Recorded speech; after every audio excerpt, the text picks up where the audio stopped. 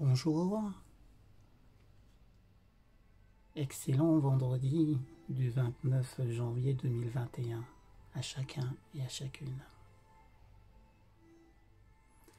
J'aimerais vous faire la lecture qui se trouve dans un ouvrage s'intitulant « Tout pour qu'il règne » d'Oswald Chambers.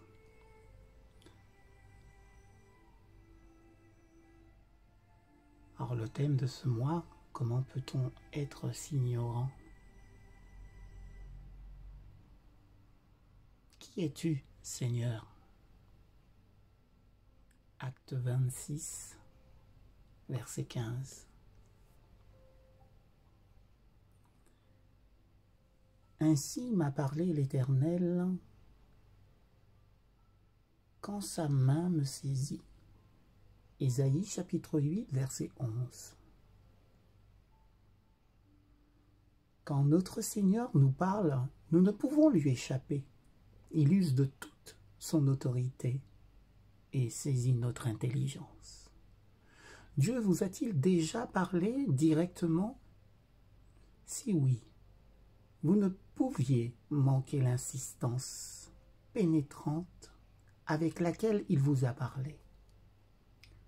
Ces mots nous atteignent par le moyen que nous connaissons le mieux, non pas par nos oreilles, mais par les circonstances de notre vie.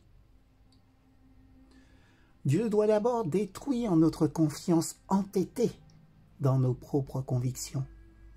Nous nous disons « Oh, je sais très bien que c'est là ce que je dois faire ». Et soudain, la voix de Dieu nous renverse et nous confond en nous révélant les abîmes de notre ignorance. Nous manifestons notre ignorance à l'égard de Dieu, dans la manière même dont nous prétendons le servir, dans un esprit qui n'est pas celui de Jésus. Nous lui faisons tort en croyant l'exalter, nous combattons pour lui dans l'esprit de Satan. Nos paroles sont justes, mais notre âme est empoisonnée. Jésus les réprimanda, disant « Vous ne savez de quel esprit vous êtes animés » Luc chapitre 9, verset 55.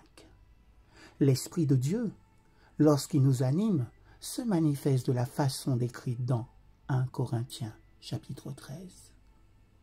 Ai-je fait tort à Jésus par la manière dont j'ai voulu le servir, une manière que j'ai choisie seule?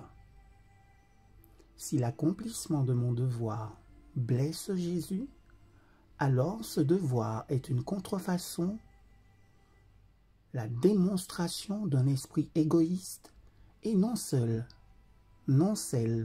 du moins, d'un esprit humble et doux. Nous nous imaginons que notre devoir chrétien se compose d'une série de tâches désagréables. Comme cette perception diffère de l'Esprit du Seigneur. Je veux faire ta volonté, mon Dieu. Psaume chapitre 40, verset 9. Oui, que sa volonté s'accomplisse dans notre cœur